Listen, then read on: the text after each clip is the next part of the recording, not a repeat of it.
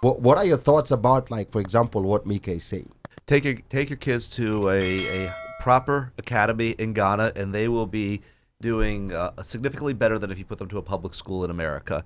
And that's just not hyperbole. I think that a lot of American schools are not preparing kids in mathematics, in languages, and I think that a lot of politics has unfortunately taken away the autonomy from teachers. I think a lot of teachers do want to teach better.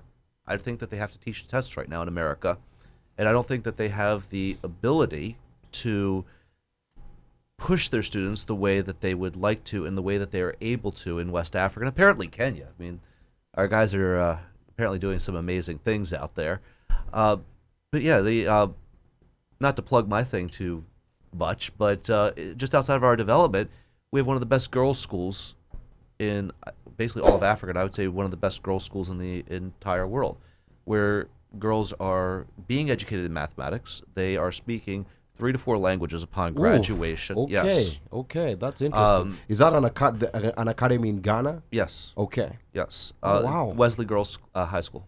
It's like when you get there on the ground, I mean, it's just so much more serious than what we have here. And one of the difficulties with mathematics is a language in a lot of ways. And imagine trying to speak fluent Spanish when you couldn't do basic conjugation. That's what we do to a lot of kids. We push them quickly, so that it looks good for the teachers, and kids just the numbers. Right. That doesn't really happen. No with kid left behind.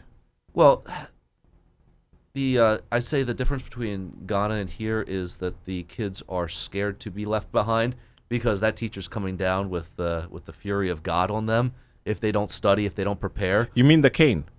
Oh, sorry. Did I say that loudly? Oh, yes. They may hit your kid, and you just got to get used to that. and when your kid says, you see the way he said it, it's like they may hit your kid. Yeah. And you know what?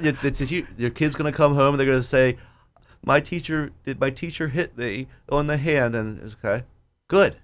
That's the mindset. Good. The teacher's doing a good thing for your kid. So we like, when we used to be hit by the teacher, our biggest fear was for the parents to know. We were like, we'd rather it just stays here. Yeah, please, keep it here. In fact, please do not tell let's my parents. deal with each other within the 4 walls of this class or 3 walls and the door, because once it goes out of here, the parent always takes the teacher side. They don't ask questions. In fact, they will come into school to help the teacher discipline you.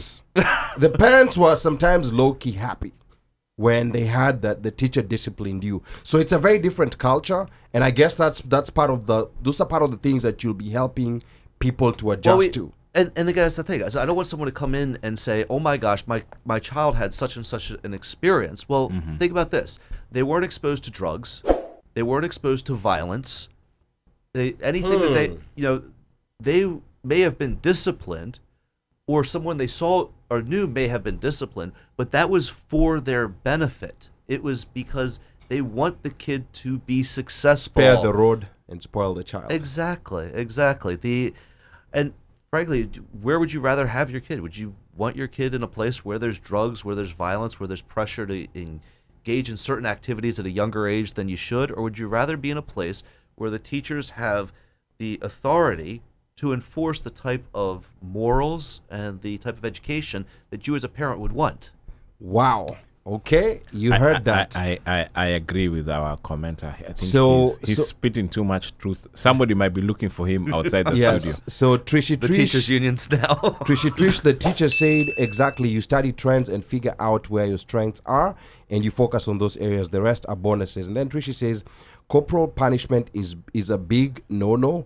This also means telling a student to sit in a corner alone, write the same sentence 100 times. You cannot. So she's talking about it here in America. Here in America. Yeah. Okay. And then Esther Mulusa says the K-12 system in America lays great emphasis on homework and computer generated education, which is like a crutch in my opinion. Semi-illiterate parents cannot help their children with homework based projects, therefore widening the education divide.